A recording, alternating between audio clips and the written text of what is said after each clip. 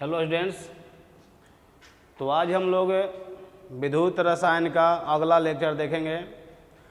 आज के लेक्चर में आपको हम बताएंगे गिब्स मुक्त ऊर्जा क्या होता है, विद्युतीय कार्य क्या होता है। विद्युतीय कार्य का मतलब कि अगर बैटरी काम करेगा तो बैटरी के द्वारा हम कार्य कैसे निकालेंगे। जैसे आप लोग फिजिक्स में पढ़ते होंगे कि कार्य बराबर क्या होता है, तो फोर्स गुणा विस्थापन होता है नहीं फिजिक्स में। लेकिन मान लीजिए कि विस्थापन, लेकिन बैटरी के द्वारा अगर कह दिया जाए काम बताइए, तो बैटरी का कार्य हम कैसे करेंगे, उसमें तो विस्थापन होता नहीं है, बैटरी भी कई दूर उतर जाता है। तो बैटरी के द्वारा अगर पूछ दिया जाए कि कार्य बताइए तो आप कैसे निकालेंगे, ठीक है। और इसके बाद लास्ट टॉपिक आज पढ़ाएंगे सेल निरूपण के बारे में। मतलब कि आज की क्लास में यही 3 टॉपिक आपको पढ़ना है, ठीक है ना। तो आइए हम स्टार्ट करते हैं। पहले स्टार्टिंग का 2 टॉपिक ध्यान दीजिएगा बोर्ड पर आप लोग, नहीं तो फिर बाउंस कर जाएगा। चलिए मेरे साथ आप लोग टॉपिक लिखेंगे यहाँ पर, गिब्स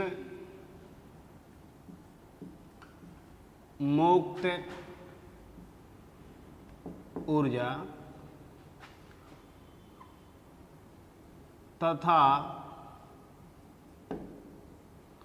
विद्युतीय कार्य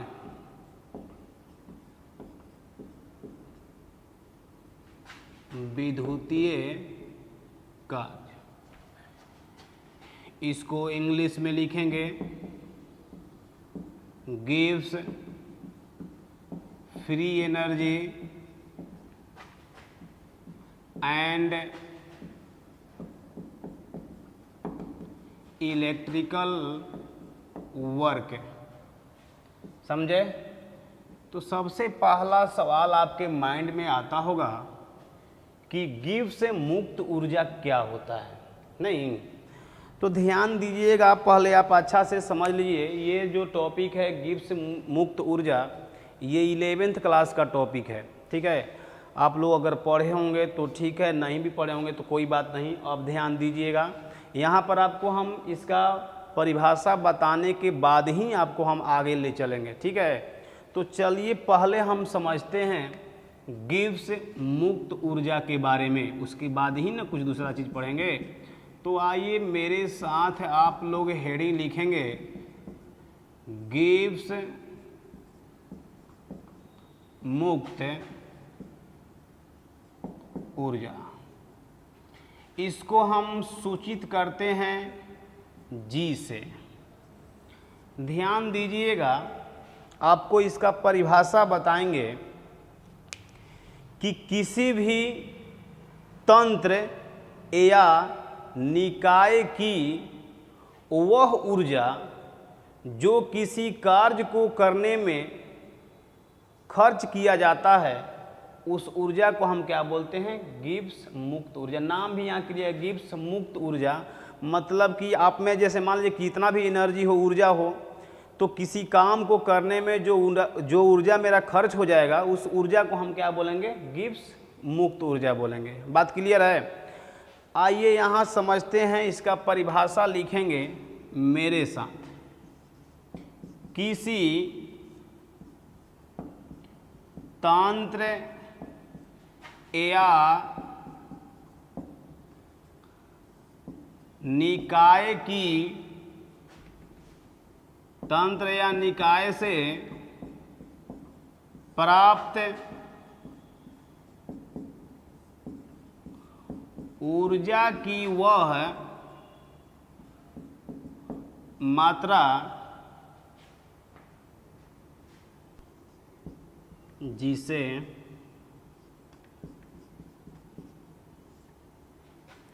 उपयोगी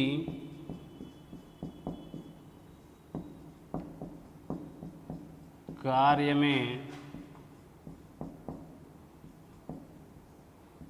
लगाया जाता है,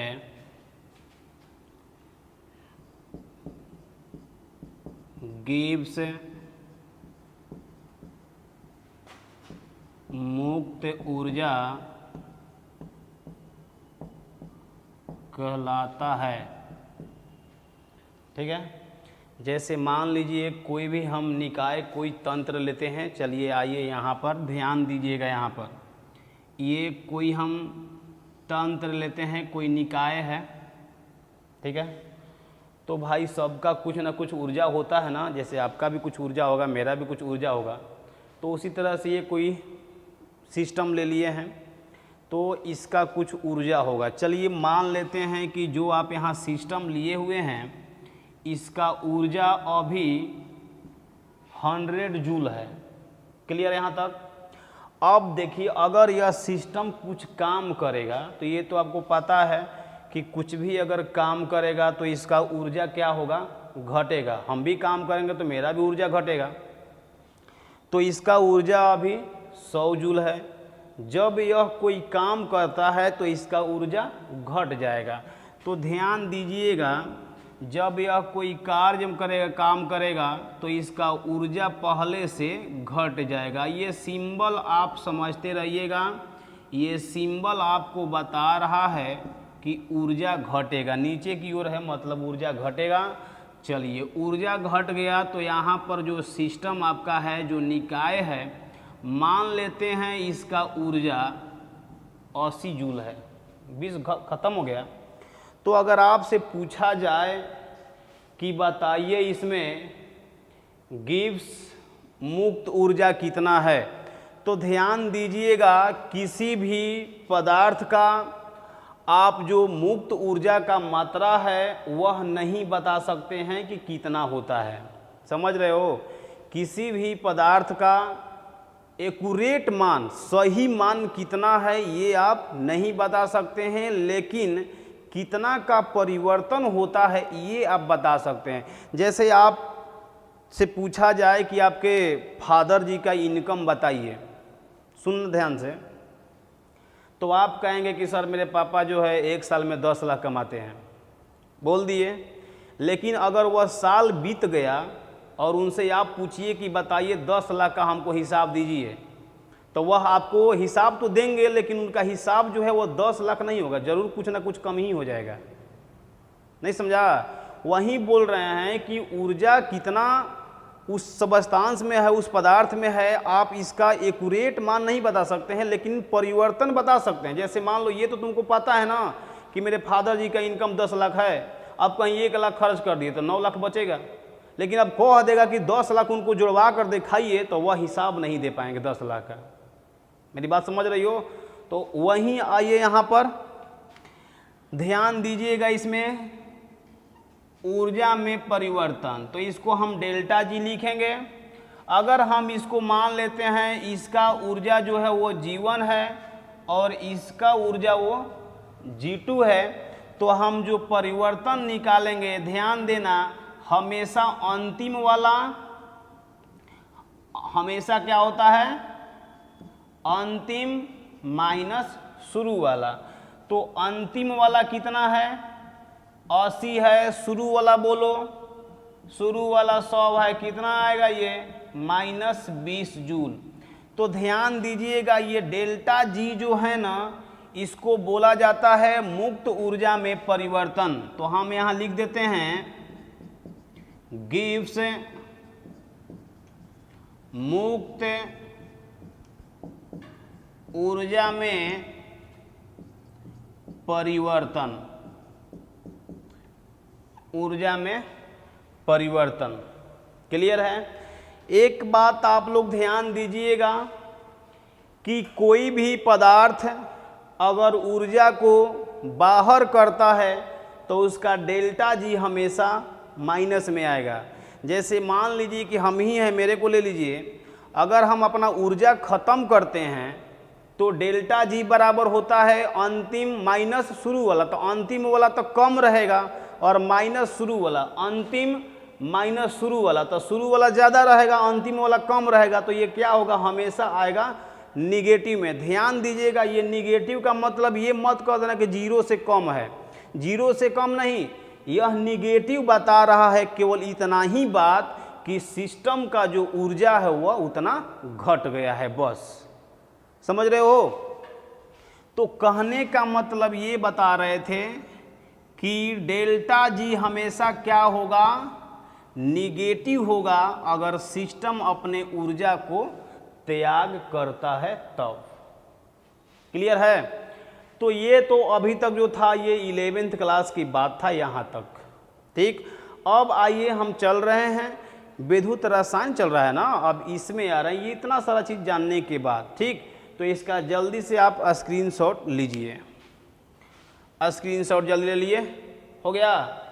चलिए अब ध्यान दीजिएगा, आप लोग को हम बताए हुए हैं विद्युत रासायनिक सेल बताए हुए हैं, पता होगा बहुत लोग अगर पढ़ते होंगे तो पता होगा, अगर लेक्चर आप नहीं देखते होंगे तो आपको पता नहीं होगा। जो बात है वो बोल दे रहे हैं, अगर पढ़ रहा है तो पढ़िए, नहीं पढ़ना है तो मत पढ़िए।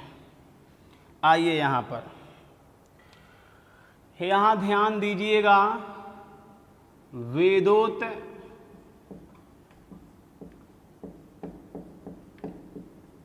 रासायनिक सेल। ध्यान दीजिएगा, सबसे पहला बात इसमें ये कि विद्युत रासायनिक सेल में होता क्या है। ठीक है, तो ये आप लोग को बता दिया गया है, देख लेंगे आप लोग, सेकंड लेक्चर में शायद बताया गया है।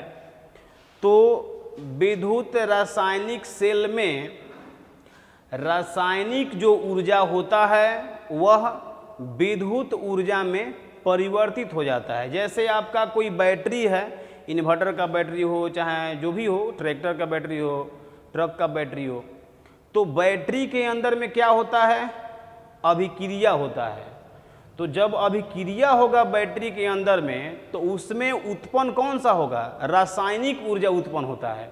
और वही रासायनिक ऊर्जा जब इन्वर्टर का मान लीजिए लाइन कट गया, तो इन्वर्टर के बैटरी में क्या होता है? रासायनिक ऊर्जा है, और जैसे ही लाइन कटता है तो वह ऊर्जा किस में परिवर्तित हो जाता है? विद्युत ऊर्जा में। तो वही रासायनिक ऊर्जा के बारे में यहाँ आपको बताएंगे कि रासायनिक ऊर्जा में क्या होता है, रासायनिक सेल में क्या होता है कि रासायनिक ऊर्जा विद्युत ऊर्जा में परिवर्तित हो जाता है। यही बात आपको हम यहाँ लिखेंगे, ध्यान दीजिएगा इसमें। रासायनिक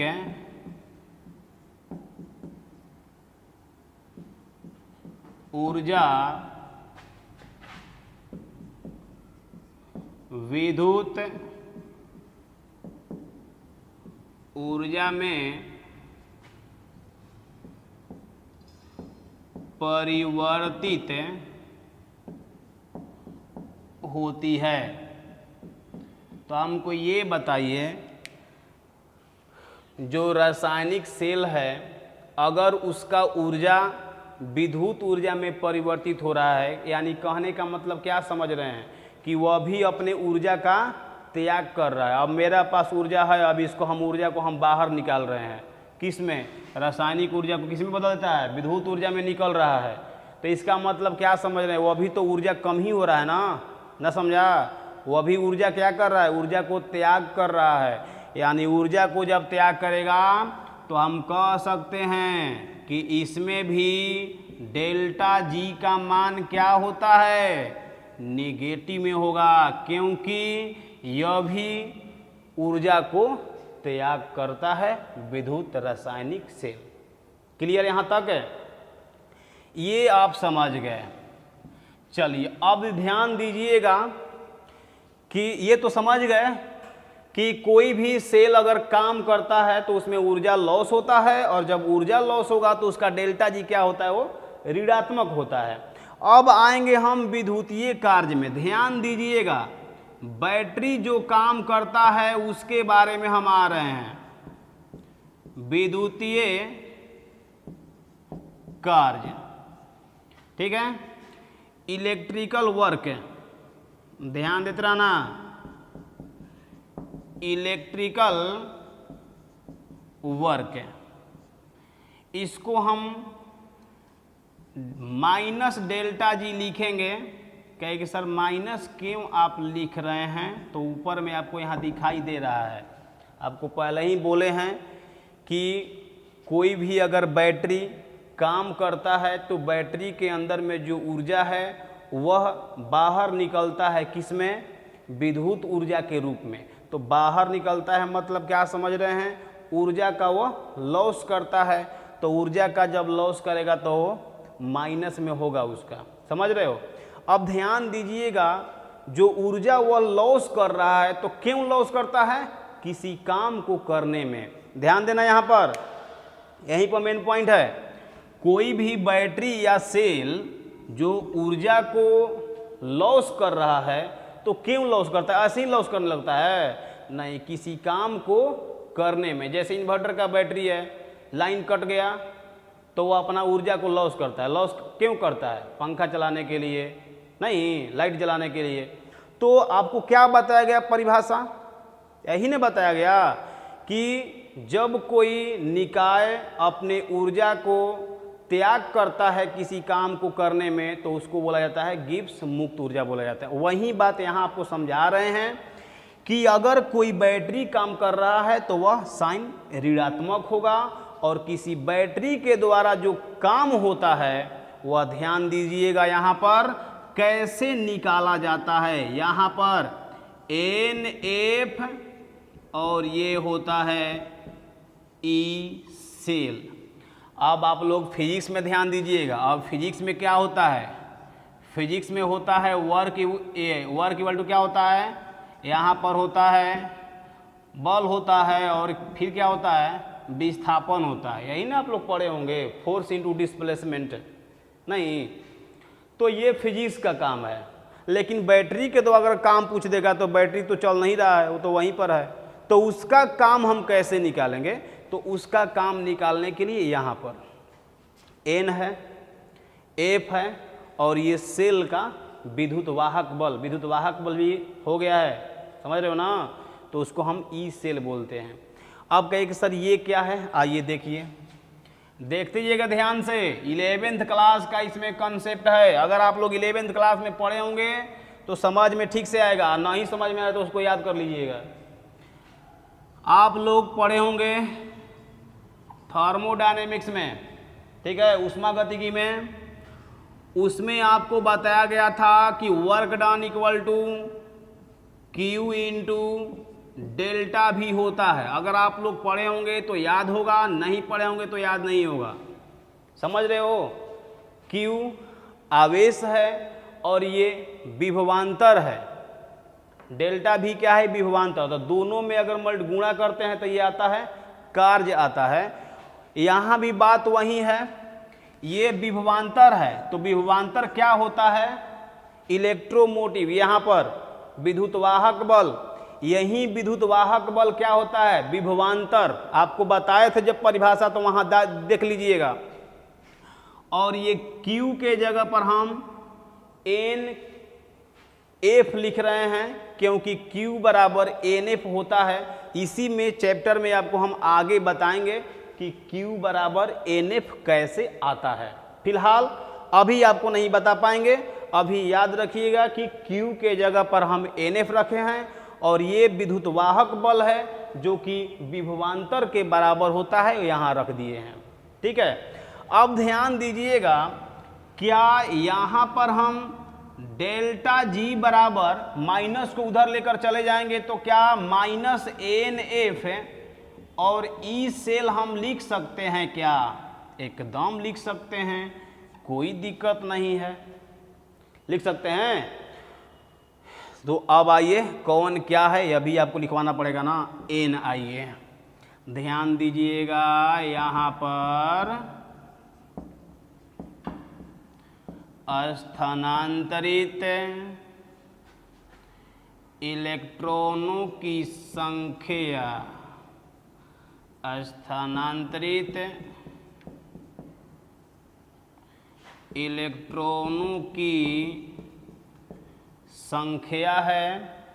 F आपका जाना पहचाना नाम है, फैराडे स्थिरांक, जिसका मान आपको बोल दिया गया है 96,500 कूलम्ब पर मोल।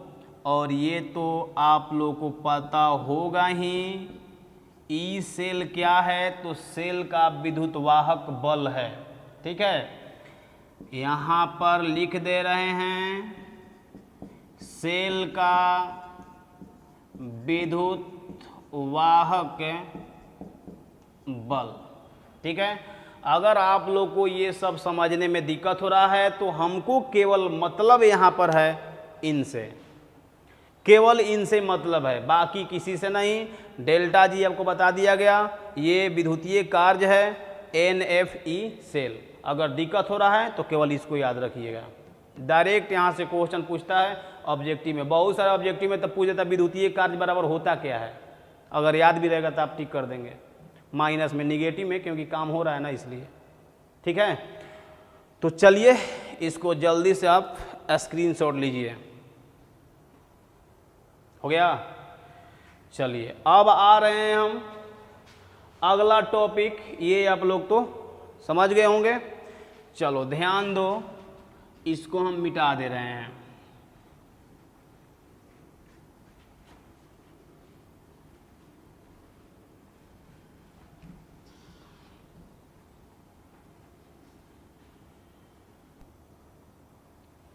चलिए आइए, तो अगला टॉपिक आपका है सेल निरूपण। ध्यान दीजिएगा, यहाँ पर दिक्कत होगा। अगला जो टॉपिक है सेल निरूपण है, जिसको हम रिप्रेजेंटेशन ऑफ सेल बोलते हैं।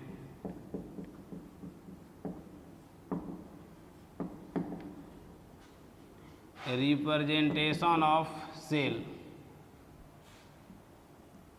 ठीक है, ध्यान दीजिएगा सेल को कैसे रिप्रेजेंट किया जाता है, बुक में आपको कैसे देगा। बहुत सारा दिक्कत इसमें होता है, आप जैसा सोच रहे हैं वैसा देगा नहीं।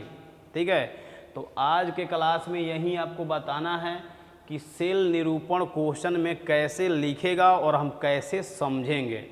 समझे? जैसे हमको क्या काम है, हमको काम है देखिए सेल अभिक्रिया से, और सेल अभिक्रिया आपको देगा नहीं। दे देगा तो कोई समझ लेगा Q बराबर होता है उत्पाद की सांद्रता बटा में अभिकारक की सांद्रता। देगा नहीं, देगा अपना स्टाइल बदल देगा। तो जब अपने स्टाइल में देगा देखिए कैसे लिखेगा, पहले अच्छा से समझिएगा इसको। ध्यान दो, विद्युत रासायनिक सेल हम एक बना करके आपको समझाएंगे, बहुत अच्छा से समझाएंगे। बस माइंड आप लोग यहीं पर रखेंगे। ये ले लिए, विद्युत रासायनिक सेल बना रहे हैं। यहाँ पर हम एक छड़ लेते हैं, धातु छड़। चलिए हम लेते हैं जिंक का धातु छड़, और इसमें एक हम रॉड लेते हैं। ये रॉड कौन सा लेंगे, अब याद हो जाना चाहिए जी, कॉपर का धातु छड़ लेंगे। ठीक, यह भी आपको बोले थे हम कि जिस धातु का यह छड़ होता है उसी का लवण का विलयन होता है। तो चलिए CuSO4 इसी का लवण है, ले लिए। ये आपको पता होगा कि CuSO4 टूटता है कैसे, कॉपर पर 2+ और SO4 पर 2-। इतना तो पता है, शुरू से ही आ रहा है। यानी यह जो टूटेगा वह कॉपर पर 2+ हमको देगा। ठीक है, अब आएंगे यहाँ पर, ये जिंक है, तो जब जिंक का छड़ लिए हैं तो उसी का इसमें लवण का विलयन लेना पड़ेगा, और सबसे फेमस है ZnSO4। फिर यह उसी तरह से टूटेगा, Zn पर 2+ और SO4 पर 2-, यानी कि Zn पर 2+ यह आयन देगा। कर लिए? अब क्या करते हैं, दोनों को हम ऐड करेंगे, दोनों को जोड़ते हैं। जैसे ही आप दोनों को इसमें जोड़ेंगे, यहाँ पर ये लगा होता है वोल्ट मीटर। समझे? तो इसमें होता क्या है कि अभिक्रिया शुरू हो जाता है। इसमें आपको बताया गया था कि एक यहाँ पर यू शेप का लवण सेतु लगा होता है, तो ये आपका हो गया यहाँ पर लवण सेतु। ध्यान देना, यह लवण सेतु है, लवण सेतु, और इसमें जनरली हम KCl को भरते हैं। ठीक है, अब ध्यान दीजिएगा, अभिक्रिया शुरू हो जाता है तो इधर से इलेक्ट्रॉन निकलता है, इलेक्ट्रॉन निकलता है इधर से। तो ध्यान देते, इतना तो पता होगा ना कि इलेक्ट्रॉन के विपरीत दिशा में विद्युत धारा जाता है।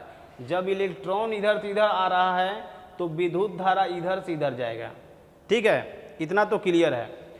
अब ध्यान दो, यह भी आपको बताया गया था कि जिंक वाला जो छड़ होता है वह एनोड होता है, जबकि जो कॉपर का छड़ होता है वह कैथोड होता है। ये तो इतना पीछे का क्लास का था, इतना समझ गए।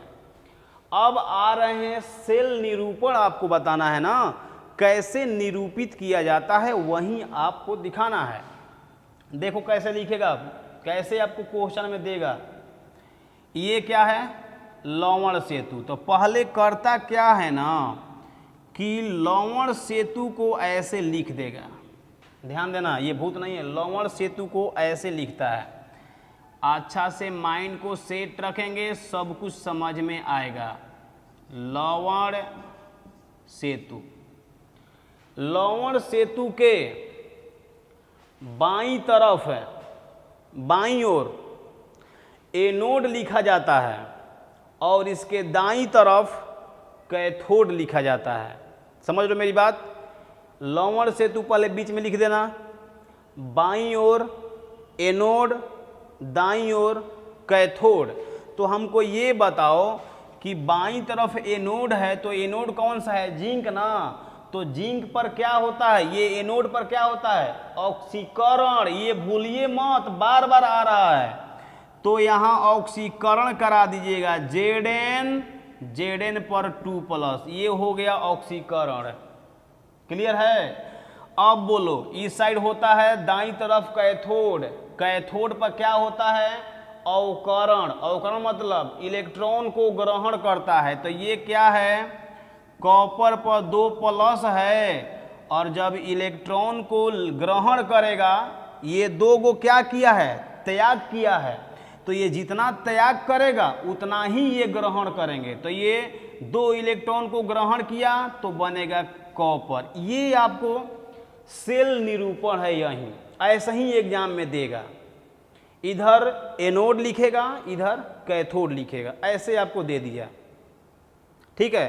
अब इससे मेरा काम होगा नहीं, इससे मेरा काम होगा नहीं। और देखिए, अब देखेंगे, देखिए और आपको सोच लेगा अगर ना, बहुत दिक्कत दे सकता है। देखिए ना दिक्कत कैसे देगा। यहाँ लिख देते हैं या। अगर इस तरह से नहीं लिख रहा है तो थोड़ा सा अपना स्टाइल को चेंज कर देता है। देखिए क्या चेंज करेगा, यहाँ Zn है ना तो Zn को Zn ही लिखेगा, ऐसे हो गया। अब ये देखो Zn पर 2+ है, तो Zn पर 2+, ये जो आया है वह इसी से ना आया है, न समझा। Zn पर जो 2+ आया है वह कहाँ से आया है, ZnSO4 से आया है। तो इस बार इसको ऐसे लिख सकता है, ZnSO4, तब यहाँ देगा लवण सेतु। समझ रहे हो। अब आएंगे इधर, बोलो ये क्या है, कॉपर पर 2+ है, ये कॉपर है। तो कॉपर जो 2+ है वो कहाँ से आया है, CuSO4 से। तो ऐसे लिखेगा CuSO4 और तब यहाँ लिखेगा कॉपर। इस स्टाइल में लिख सकता है। क्लियर है, समझ में आ रहा है। आइए पहले हम लिखते हैं, उसके बाद फिर आपको हम समझाएंगे। ठीक है ना। पहले आइए हम लिख लेते हैं, यहाँ पर ध्यान दीजिएगा। चलिए पॉइंट वाइज करके चलते हैं, लिखेंगे मेरे साथ। विद्युत रासायनिक सेल में एनोड को बाईं ओर तथा कैथोड को दाईं ओर लिखा जाता है, लिखा जाता है, जो आपको दिखाई यहाँ दे रहा है, बाईं ओर एनोड और दाईं ओर कैथोड। ये तो आपको क्लियर है, ठीक। अब ध्यान दीजिएगा, अगला जो है पैराग्राफ चेंज करके लिखवाएंगे कि एनोड और कैथोड दोनों लवण सेतु के द्वारा अलग किए जाते हैं, जो कि आपको यहाँ दिखाई दे रहा है। ये लवण सेतु दोनों को अलग कर रहा है, तो यहाँ लिखेंगे ऐसे, एनोड और कैथोड दोनों लवण सेतु के द्वारा अलग किए जाते हैं या अलग होते हैं, अलग किए जाते हैं। क्लियर है, सब कुछ दिखाई आपको दे रहा है। लेकिन ध्यान दीजिएगा, दिखाई तो दे रहा, अच्छी बात है, लेकिन जहां पर मेरा मेन पॉइंट है वो अभी ख़त्म नहीं हुआ। क्योंकि आप बताइए हमको कि आपसे पूछा जाएगा, ये आपको क्वेश्चन में देगा और कहेगा आपसे कि ये सेल जो निरूपण किया गया है, आप इस सेल का ई सेल बताइए। देखिए आपको कहाँ पर झटका देगा, कहेगा ई सेल बताइए, समझे। इस सेल का ई सेल ज्ञात करें तो आपका दिमाग वहाँ काम करना बंद कर देगा। क्योंकि ई सेल देखिए, क्योंकि ई सेल बराबर होता है मानक ई सेल, देखते जाना ध्यान से, माइनस 0.0591/n, और ये होता है लॉग क्यू। क्यू बराबर क्या होता है, उत्पाद की सांद्रता बटा में अभिकारक की सांद्रता। तो ये अभिक्रिया थोड़े ना दिया है आपको, क्या आपको लग रहा है ये अभिक्रिया दिया है क्या, कि लिख देंगे उत्पाद की सांद्रता बटा में अभिकारक, ये उत्पाद है ही नहीं। तो ये सेल निरूपण दिया है। हम पहले क्या करेंगे कि दोनों से हम सेल अभिक्रिया लाएंगे, और सेल अभिक्रिया लाकर तब हम Q के जगह पर लिखेंगे उत्पाद की सांद्रता बटा में अभिकारक की सांद्रता। इतना दिक्कत है, एग्जाम में यही आपको देगा, समझ रहे हो। तो पहले आप क्या कीजिए, इसका जल्दी से स्क्रीनशॉट लीजिए, इसके बाद हम बताएंगे कि कैसे हम इस दोनों से सेल अभिक्रिया लाएंगे। क्योंकि जब तक सेल अभिक्रिया नहीं आएगा तब तक Q निकलेगा नहीं, समझ रहे हो मेरी बात। तो जल्दी से इसका स्क्रीनशॉट लीजिए, इसको मिटाएंगे हम। हो गया, चलो देखो सेल अभिक्रिया हम कैसे लाएंगे। इतना सारा चीज देखने के बाद आप आएंगे अगले टॉपिक में, कैसे हम सेल अभिक्रिया लिखेंगे। चलो ध्यान देना, माइंड थोड़ा सा भी अगर इधर उधर करेंगे तो खत्म हो जाएंगे, समझे नहीं समझे। कहें जी, खाना खाकर नहीं पढ़ रहे हैं क्या, खाना खाते हुए पढ़िए, समझे। खाना खाते हुए पढ़िए कूल माइंड से, तब ना कुछ होगा। चलो देखो, ये तो आपका हो गया सेल निरूपण। ये एनोड है और ये कैथोड है। दोनों एनोड पर क्या होता है, ऑक्सीकरण, कैथोड पर क्या होता है, अवकरण। ये तो बात आपको इतना क्लियर है। आइए देखते हैं यहाँ पर, पहले हम लिखेंगे एनोड का अभिक्रिया। तो ध्यान दो, यहाँ पर माइंड यहीं रखेंगे, ऑक्सीकरण अर्ध अभिक्रिया।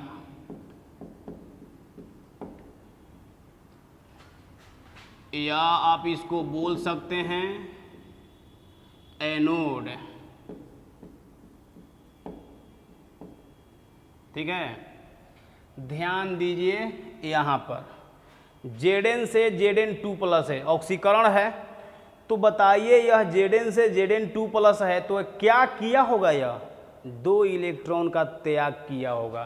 तो आइए इसको यहाँ लिखते हैं, ये Zn है, 2 इलेक्ट्रॉन का त्याग किया तो 2 प्लस आ जाएगा, और जो इलेक्ट्रॉन को त्याग करता है उसको यहाँ लिखा जाता है। इतना तो क्लियर होगा, ठीक। ये हो गया इधर। अब आएंगे कैथोड पर। कैथोड पर क्या होता है? अवकरण।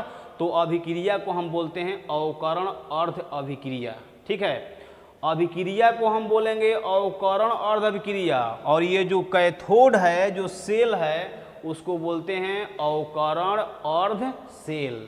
अवकरण अर्ध सेल बोलिए, और दिक्कत हो रहा है तो सीधा एक वर्ड बोलिए कैथोड, समझे। और अभिक्रिया जो इस पर होगा हम बोलते हैं उसको अवकरण अर्ध अभिक्रिया, समझ रहे हो ना।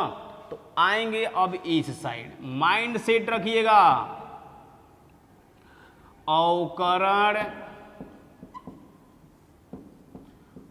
अर्ध